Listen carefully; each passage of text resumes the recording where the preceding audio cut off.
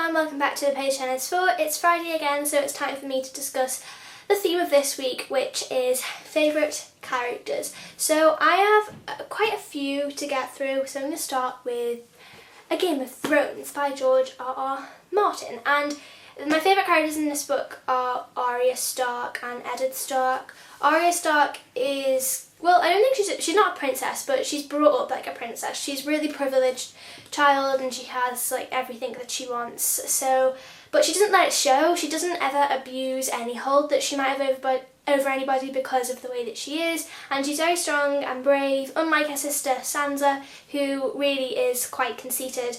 Arya is very clear-minded and knows what she wants, even though she's younger than Sansa. So I really like Arya, and Ned Stark I just love because he's so noble and he sticks up for what he thinks is right. Even if the king disagrees with him, he won't just back down. He always stands up for what he thinks is right, and I really liked both of them whilst reading this book. Those two have become my favourite characters very recently. Next I have Frodo and Sam from the Lord of the Rings trilogy. Obviously Frodo is like the main character, sort of, and you know, he has the burden of the ring and stuff, but I think that without Sam, Frodo couldn't have done what he did. He couldn't have been through all of that. You know, I think that Frodo just couldn't have made it without Sam, and especially because Sam doesn't really take any of the limelight. Everybody, you know, congratulates Frodo. They congratulate Sam as well, just maybe Frodo is a bit more praised, and I really think that Sam is just very brave and I really liked him the most. For me, the story is about Sam, but you know, it changes from person to person. And then of course we have my favourite characters of possibly all time, which are the Harry Potter characters from the Harry Potter series, particularly the three main characters, Ron, Hermione and Harry. So Harry obviously I love because he's so strong, so brave, he's been through so much, you know, he hasn't had a pleasant upbringing, he's got this constant battle going on with Voldemort, and he still, you know, tries hard in everything he does, he really applies himself.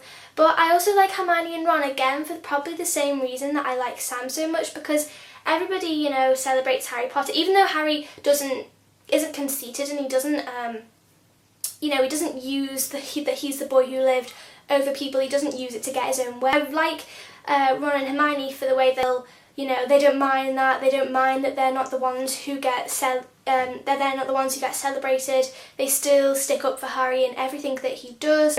So I really like all of those characters, and of course I like Luna Lovegood and everybody else who is just amazing. Then I have Peeta Mellark from the Hunger Games. Not necessarily Katniss. I do like Katniss. I think I need to read this again because I kind of got used to Katniss throughout this trilogy, but at first I didn't really like her at all. I think I need to read this again so that I can understand her a bit more. I like Peeta.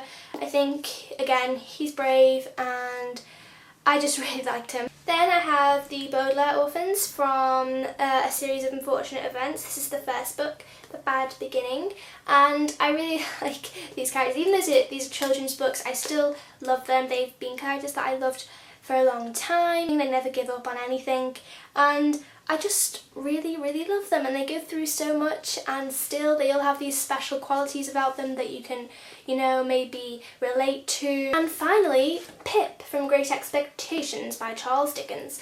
This is a classic, and I actually saw the TV adaptation before I read the book because I was kind of young when I saw the TV adaptation. So I just was like inspired to read the book after it, and I loved it. I loved Pip. Even though he makes some stupid decisions, he's still one of my favourite characters because he's so well-rounded. He's not perfect, but you grow to love him and you experience the struggles with him. I can really, you know, identify with him. I really, really enjoyed reading about him.